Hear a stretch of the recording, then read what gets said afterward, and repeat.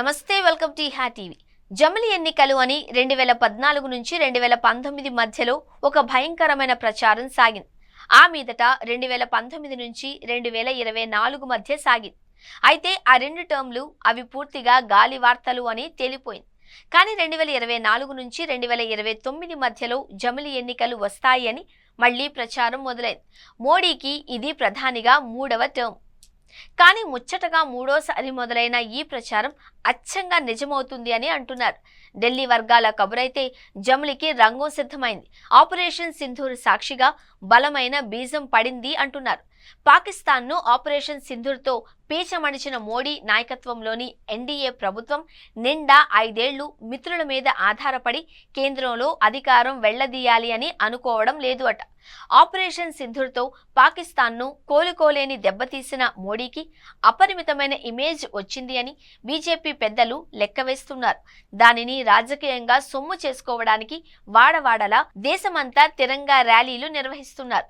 వీటిని రాష్ట్ర స్థాయిలో బీజేపీ ముఖ్యమంత్రుల నుంచి జిల్లా స్థాయిలో మంత్రులు, నియోజకవర్గాల స్థాయిలో ఎమ్మెల్యేలు, ఇంకా దిగువ స్థాయిలో బీజేపీ పార్టీ నాయకులు నిర్వహిస్తున్నారు. ఈ నెల 13న మొదలైన తిరంగా ర్యాలీలు ఈ నెల 23 దాకా అంటే 11 రోజుల పాటు దేశవ్యాప్తంగా బీజేపీ నిర్వహించడం వెనుక అసలు ఉద్దేశం ఆపరేషన్ సింధూర్ ద్వారా వచ్చిన ఇమేజ్ను పూర్తిగా రాజకీయంగా మళ్లించుకోవడం కోసమే అని అంటున్నారు. మరోవైపు చూస్తే ఎన్నడూ లేని విధంగా ఇప్పుడు దేశంలో పరిస్థితి బీజేపీకి అనుకూలంగా ఉంది. పాకిస్తాన్ విషయంలో భారత్ మొత్తం ఆప్షన్లు అన్నీ తన వద్దనే ఉంచుకుంది.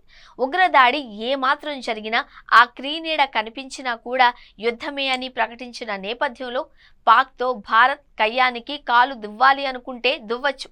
అదేవిధంగా పాక్ను కొమ్ములు విరిచి మూల కూర్చోబెట్టిన ఖ్యాతి కూడా భారత్ సొంతమవుతుంది కూడా. ఈ నేపథ్యంలోనే కుల గణన కూడా బీజేపీ తన అమ్ముల పొది నుంచి తీస్తోంది. అది కనుక జరిపించి బీసీలకు, ఓబీసీలకు పెద్దపీట వేస్తే బీజేపీ రాజకీయం మరింత పండుతుంది. దాంతో 2026లో జనాభా గణన, కుల గణన ఒకేసారి చేపట్టి 2027 మధ్యలో జమిలి ఎన్నికలకు వెళ్లాలి అన్న ఆలోచన బీజేపీ చేస్తోంది అన్నది రాజకీయాలలో వినిపిస్తున్న మాట.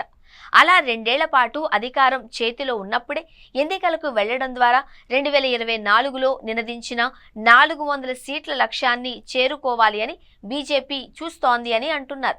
ఇక బీజేపీ ఆలోచనలు ఏ విధంగా ఉన్నాయో మిత్రపక్షం అయిన టీడీపీకి తెలిసిపోయిందా అన్నదే మరో చర్చ.